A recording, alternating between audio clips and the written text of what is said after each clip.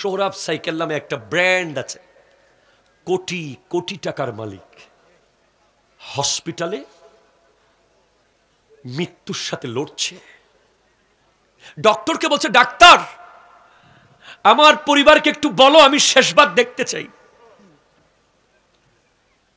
কিন্তু ডাক্তার এত বলা বলির পরেও পরিবার আসে নাই।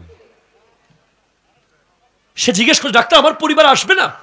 বলে, আপনার পরিবার আসবে, আসতেছে আসতেছে আসতেছে। শেষে সে মারা গেছে। পরে ডাক্তারের অ্যাসিস্ট্যান্ট বলছে, স্যার তার পরিবার কি আসলে আসতে চেয়েছিল, আসবে বলেছিল? বলে, না, আমি যখন জানিয়েছি তার কন্ডিশন, পরিবার তাকে দেখতে আসতে নারাজ, আসতে চায় নাই।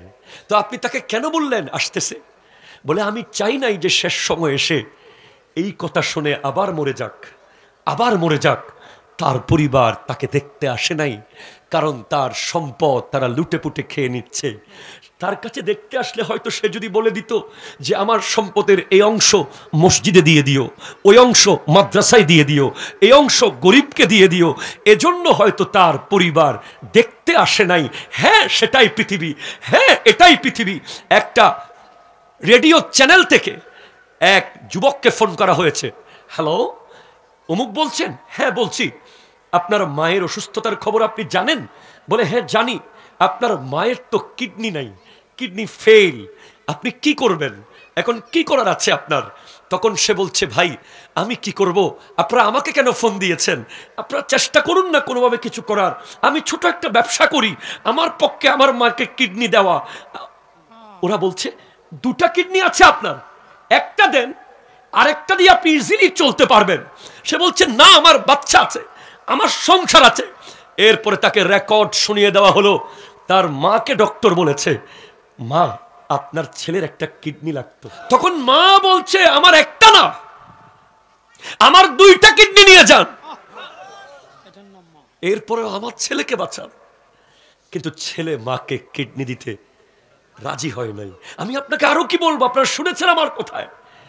Kirteza Rodriguez, one of the biggest fashion designer of United States of America, US এর একজন ফ্যাশন ডিজাইনার, যার পার্সোনাল বিউটিশিয়ান ঘরে আছে, যার বাসার নিচে গ্যারেজে ল্যাম্বরগিনি, যার গ্যারেজে রোলস রয়েলস, যার গ্যারেজে রেঞ্জ রোভার, যার গ্যারেজে ল্যান্ড ক্লোজার, শত শত গাড়ি, যার বাসার বেডরুম 2000 স্কয়ার ফিটের।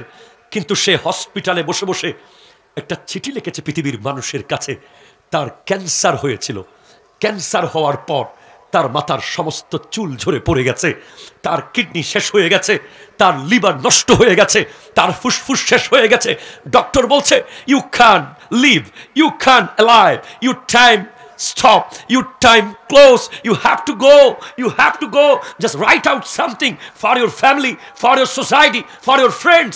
তোমার সময় শেষ, কিছু লিখে দিয়ে যাও পরিবারের জন্য, কিছু লিখে দিয়ে যাও বন্ধুদের জন্য, কিছু লিখে দিয়ে যাও আত্মীয় স্বজনের জন্য। কিরতেজা রদ্রিগেজ লিখেছেন একটা চিঠি, এই পৃথিবীর মানুষ, এই পৃথিবীর মানুষ, আমি কিরতেজার ঘরে 20টা গাড়ি পড়ে আছে, আরো বেশি গাড়ি পড়ে আছে, আর আমি হসপিটালের ছোট্ট একটা হুইল চেয়ারে জীবন কাটাচ্ছি। আমার বেডরুম 2000 স্কয়ার ফিটের, আর আমি হসপিটালের মাত্র 50 থেকে 100 স্কয়ার ফিটের ছোট্ট কামরায় জীবন কাটাচ্ছি। আমার কতজন বিউটিশিয়ান যারা আমার চুল আঁচড়ে দেয়, কিন্তু আজকে আমার মাথায় চুল নাই, ক্যান্সার আমার সমস্ত চুল ঝরিয়ে ফেলেছে।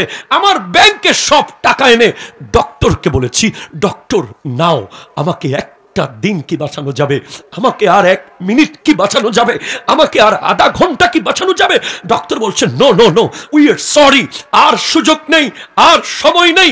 তখন কিরতেজা বলে গেছে, এই পৃথিবীর মানুষ, টাকা মানুষ আপন, টাকা পর, মানুষ আপন, টাকা পর, মানুষ আপন, টাকা পর। হ্যাঁ আমি আপনাকে বলছি, আপনি এখনো জানেন না মৃত্যু কি, আপনি এখনো জানেন না মৃত্যু কি, মৃত্যু কি আপনি জানেন না। যদি মৃত্যু কি আপনাকে জানতে হয়, ইমাম গাজালিকে পড়তে হবে, আপনাকে দাকায়েকুল আখবার পড়তে হবে। আমার নবী বলছেন, মৃত্যুকে যেদিন আল্লাহ বানিয়েছে, আদম আলাইহিস সালামের সৃষ্টির আগে মৃত্যু বানানো হয়েছে। মৃত্যুকে একটা বিশাল বড় আকৃতি দেওয়া হয়েছে, যে আকৃতি নবমণ্ডল এবং ভূমণ্ডলের চেয়ে বড়। আল্লাহর পক্ষ থেকে একটা পার্সেল আসে, যেটা কোনো পাঠাও নিয়ে আসে না, এসে পরিবহন নিয়ে আসে না, সুন্দরবন কুরিয়ার সার্ভিস আনে না। যে পার্সেল নিয়ে আসবে আজরাইল আলাইহিস সালাম, যেটা হলো উপহার। মানুষ উপহারের ভিতরে সাপ দেয়, বিচ্ছু দেয়, কাটা দেয় না, মৃত্যু কারো কারো জন্য উপহার হয়ে আসবে, আল্লাহর পক্ষ থেকে গিফট হয়ে আসবে। কার জন্য? আল মৌতু তুহফাতুল মুমিন, মৃত্যু হলো মুমিনের জন্য উপহার।